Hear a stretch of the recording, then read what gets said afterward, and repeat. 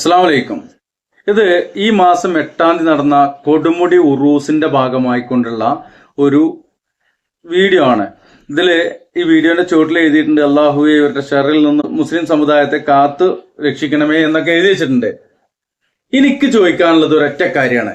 ഇനിയിപ്പോ ഇതിന്റെ ചുവട്ടിൽ വരുന്നത് എഡിറ്റിംഗ് ആണെന്നൊക്കെ പറഞ്ഞുകൊണ്ടാണ്. അതില് ഒരു എഡിറ്റിംഗും ഇല്ല. അവിടെ പാടുന്ന പാട്ടുകളും അവിടെ തൊള്ളയിടുന്ന തൊള്ളയിടലും അലറലും അതുപോലെയുള്ള കൂത്താട്ടങ്ങൾ തന്നെയാണ് അതിലുള്ളത്. ഇനി എഡിറ്റിംഗ് ആണെന്ന് തന്നെ വെക്കുക. ഈ ഒയ് ഒയ് ഒയ് എന്ന് പറഞ്ഞിട്ടുള്ള ഈ ചാട്ടം ഉണ്ടല്ലോ, എന്ത് എഡിറ്റിംഗ് ആണ്?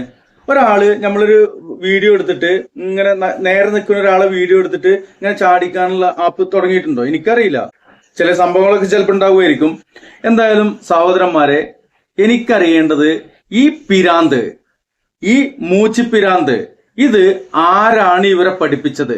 ഇതുപോലെ വേറൊരു സംഭവം ഉണ്ടല്ലോ, നിങ്ങൾ കണ്ടിട്ടുണ്ടാവുമല്ലോ, കുറെ മൂലിയക്കന്മാരിന്നിട്ട് ചേർന്ന അത് കണ്ടോക്കാണി.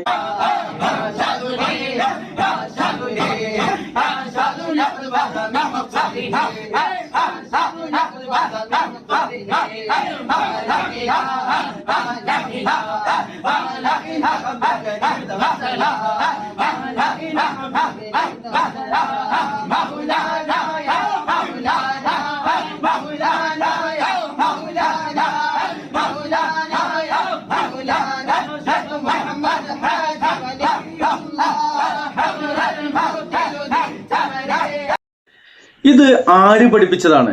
റസൂലുള്ളാഹി സ്വല്ലല്ലാഹു അലൈഹി വസല്ലമയുടെ സ്വഹാബത്ത് ഇങ്ങനെ ചെയ്തിട്ടുണ്ടോ? താബിഈങ്ങളോ ഏതെങ്കിലും പണ്ഡിതന്മാര് മുൻകാല പൂർവ്വസൂരികളായ ആരെങ്കിലും ചെയ്തിട്ടുണ്ടോ? ചെയ്തിട്ടില്ല. പിന്നെ എവിടുന്ന് ഇവർക്ക് ഇത് കിട്ടിയത്? ഇവരുടെ പിരാന്തന്മാരായ ഏതൊക്കെയോ ഷെയ്ഖുനാക്കുന മഷായിക്കുനാക്കുനകള് ചെയ്തു കൊടുത്തതാണെന്നുള്ളത് മനസ്സിലാക്കുക.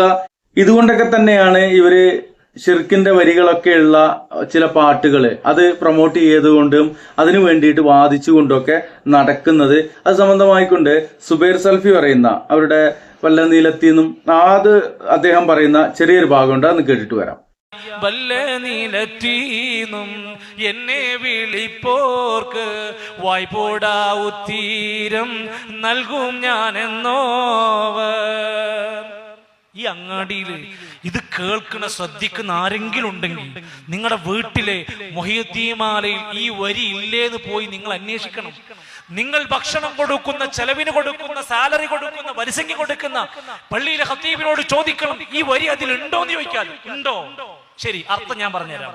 ബല്ലേ നീലത്തീന്നും എന്നെ വിളിപ്പോർക്ക്, മുഹിയുദ്ദീൻ ഷേഖ് പറഞ്ഞു, എന്നെ ഏത് നാട്ടിൽ നിന്ന് ഏത് നിലത്തുനിന്ന് എന്നെ വിളിച്ചാലും വൈബൂടാ ഉത്തീരം നൽകും ഞാനെന്നോവർ. എന്തായി പറഞ്ഞു? വായ പൂടുന്നതിന്റെ മുമ്പ് ഉത്തരം നൽകും. പിന്നെ ആരെങ്കിലും അള്ളാഹുവോട് പ്രാർത്ഥിക്കോ?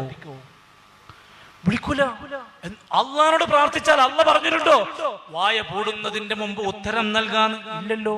അള്ളാഹ് എന്താ പറഞ്ഞു? വഖാല റബ്ബുകും ഉദ്ഉനി അസ്തജിബ് ലക്കും.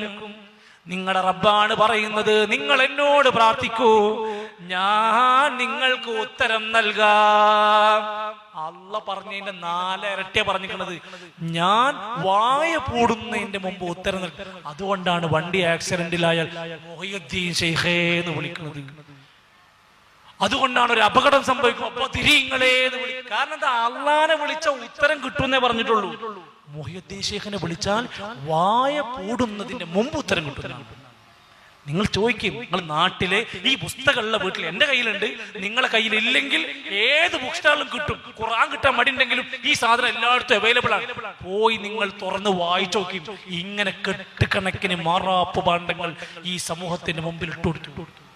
വല്ല നീലത്തീന്നും എന്നെ വിളിപ്പോർക്ക് വാകൂടാവു തീരം ചെയ്യും ഞാനെന്നോവര്.